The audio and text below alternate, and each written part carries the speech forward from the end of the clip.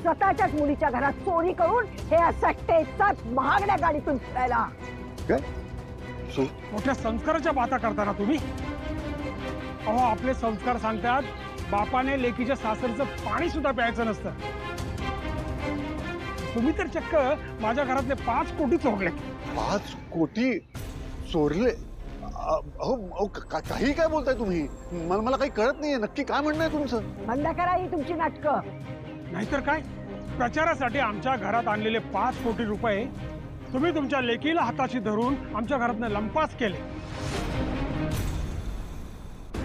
आणि आता तर असं दाखवताय की तुम्ही त्या गावचेच नाहीत. हं? संपतराव, तुम्ही काही काय बोलताय तुम्ही? अहो मी का सोडेन तुमचे पैसे? का चोरू म्हणजे हे शॉक पूर्ण करण्यासाठी आणि कशासाठी? नाहीतर तुमची ऐपत तरी आहे का हो श्रीनिवासराव, एवढा महागड्या गाडीतून फिरायची? हा बोला. नाही, तुमचा गैरसमज झालाय. ही माझी नाहीये गाडी, मी फक्त ही. अरे वा, बघितलं संपत. चोराच्या उलट्या बोंबा म्हणतात ना ते ह्याला. श्रीनिवासराव, तुम्ही इतक्या सराईतपणे चोरी करणारे असाल असं वाटलं नव्हतं. अरे संपत, माणसं स्वतःच्या कुटुंबाचा आणि स्वतःचा उदरनिर्वाह करण्यासाठी एक वेळ भीक मागतात. पण श्रीनिवासराव, तुम्ही तर एवढ्या खालच्या पातळीचे निघालात की स्वतःच्याच मुलीच्या सासऱ्याला लुटून तुम्ही स्वतःची शान आणि शौकत पूर्ण करतात. हे बघा, तुम्ही वाटेल ते आरोप नका करू. मी खरंच सांगतोय, मी असं काहीही केलं. मला एक शब्दही तुमचा ऐकायचा नाही.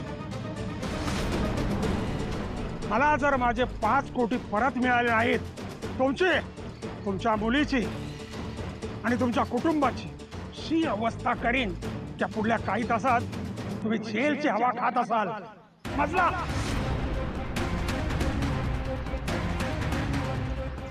बघा, तुमचा काहीतरी गैरसमज झालाय संपतराव. मी काय किंवा माझ्या मुलीने काय तुमच्या घरात चोरी नाही केली. अहो बाद झालं श्रीनिवासराव, बाद झालं.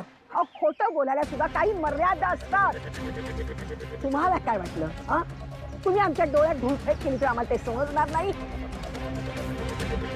श्रीनिवासराव, आमचा गैरसमज झाला नाहीये, झाला होता.